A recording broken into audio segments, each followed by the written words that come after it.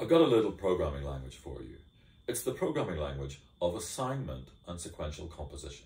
The idea is that programs change what's stored in memory by calculating new values from old. So let's just see, we have one kind of statement, which is just an assignment, a variable to be updated, and the expression which computes its new value. And then we can put these assignments together in sequence by separating them with semicolons, a bit like programming in Java. And then on the right-hand side of the equal sign, we can build up expressions from variables referring to the old contents of the variables, numerical constants like 10, and just simple arithmetic. So two expressions combined by an operator, which is plus, minus, or multiplication. And, we'll avoid division because it's dangerous. Right, so let's have an example of a little program in this language. So we could say x is a variable, which means it's certainly an expression, and we can combine it with another expression, x plus 10, making a large expression. And we can turn that into a process by making it the right-hand side of an assignment.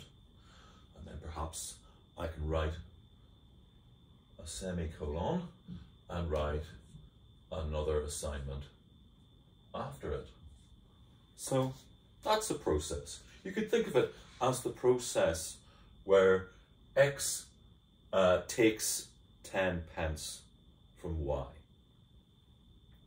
Let's call this process P. Now, the question is, what happens when P runs? Suppose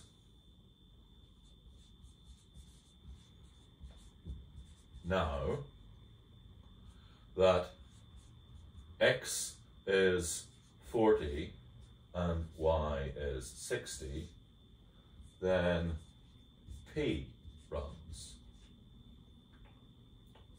What happens?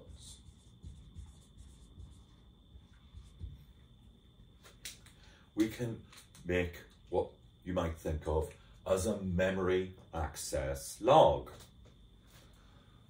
The assignments in the process will execute in sequence. And for each assignment, we must first evaluate the right-hand side and then update the variable on the left. And we evaluate the expression by working left to right. That means we're going to access each of the variables on the right-hand side in left to right order.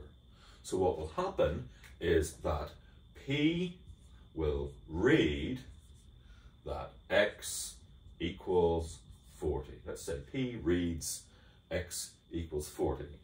And then having done that, it can compute 50. So the next thing that will happen to memory is that P writes x equals 50.